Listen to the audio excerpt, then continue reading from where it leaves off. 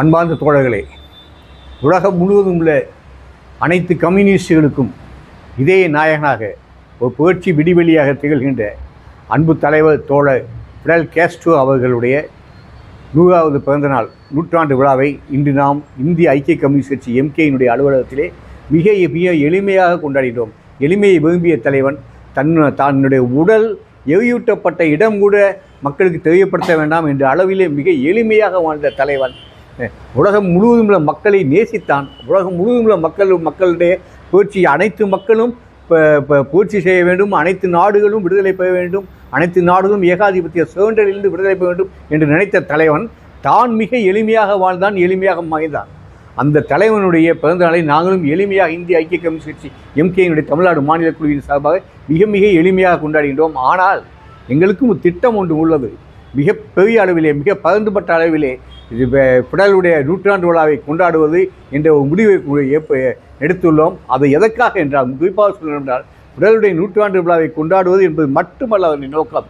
இன்றைக்கு கியூபா அனுபவித்து வரும் கொடுமைகளை, அமெரிக்காவுடைய பொருளாதார தடைகளால் கிட்டத்தட்ட 50 ஆண்டுகளுக்கு மேலாக ஒரு நாடு ஒரு பொருளாதார தடை, அமெரிக்கா விதித்துள்ள பொருளாதார தடை எந்த அளவுக்கு துயரங்களை அனுபவித்து வருகிறது.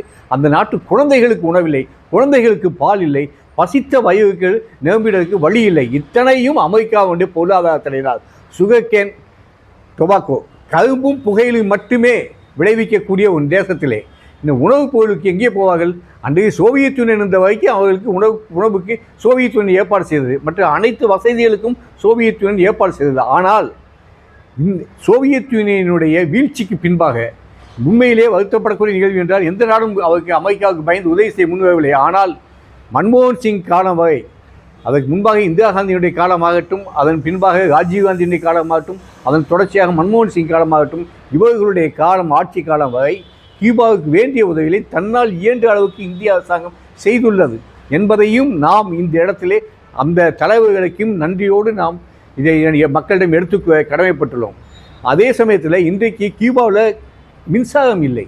மின்சார வசதிக்கான ஏற்பாடுகள் இன்றைக்கி மிக குறைக்கப்பட்டுள்ளன. மின்சாரம் இல்லை, உணவு பற்றாக்குறை, உலகம் முழுமை எபோலா நோயை காப்பாற்றிய, உலகம் முழுமையும் எபோலாவிலிருந்து விடுபட உலகத்தை காப்பாற்றிய கியூபா டாக்டர்கள் நிரம்பி அது கியூபா நாட்டுக்கு இன்றைக்கி மருந்துகள் இல்லை.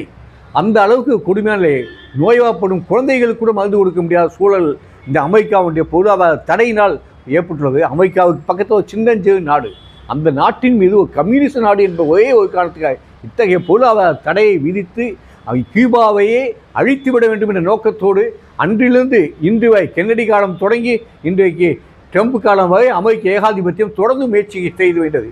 எத்தனையோ 800 தடவைகள், கிட்டத்தட்ட 800 தடவைகளுக்கு மேலாக கொலை செய்ய அமெரிக்க சிஐஏவால் கொலை முயற்சி மேற்கொள்ளப்பட்டு, ஆனால் அனைத்திலும் உயிர் தப்பிய மகத்தான தலைவன் எங்களுடைய ஃபிடல் காஸ்ட்ரோ. அந்த ஃபிடல் காஸ்ட்ரோவுக்கு எங்களுடைய இந்திய ஐக்கிய கம்யூனிஸ்ட் கட்சி எம்கேயின் சார்பாக மிகப்பெரிய அளவிலே தமிழகத்தில் ஒரு விழா எடுக்கிறதுக்கு நாங்கள் திட்டமிட்டுள்ளோம். மிக விரைவில் அது குறித்தான அறிவிப்புகள் வெளியாகும். அது மட்டுமல்லாது தமிழக மக்களிடம் கியூபா மக்கள் அனுபவித்து வரும் இன்னல்களையும் அவர்களுடைய பிரச்சனைகளையும் எடுத்து பிரச்சாரம் செய்து அவர்களிடமிருந்தே பொருள் உதவியும் மருந்து உதவிகளையும் பெற்று அதனை கியூபா தூதரிடம் அளிப்பது என்ற முக்கியமான முறை. கியூபா தூதரை சென்னைக்கு வரவழைத்து அவரிடம் அத்தனையும் எங்களுடைய காணிக்கை, இது தமிழக மக்கள் நன்றியோடு கியூபா மக்களுக்கும் கியூபாவின் மகன் ஃபிடல் காஸ்ட்ரோனுடைய பூமியினுடைய மக்களுக்கும் நாங்கள் அளிக்கக்கூடிய காணிக்கை என்ற வகையிலே அந்த ஏற்பாடினையும் இந்திய ஐக்கிய கம்யூனிஸ்ட் கட்சி எம்கே மிக விரைவிலே தொடங்க இருக்கின்றது. அதற்கு மக்கள் அனைவரும் ஆதரவு அளிக்க வேண்டும் என மிக தோழமையோடு நாங்கள் கேட்டுக்கொள்கின்றோம். பாஸ்கரன், இந்திய ஐக்கிய கம்யூனிஸ்ட் கட்சி எம்கே.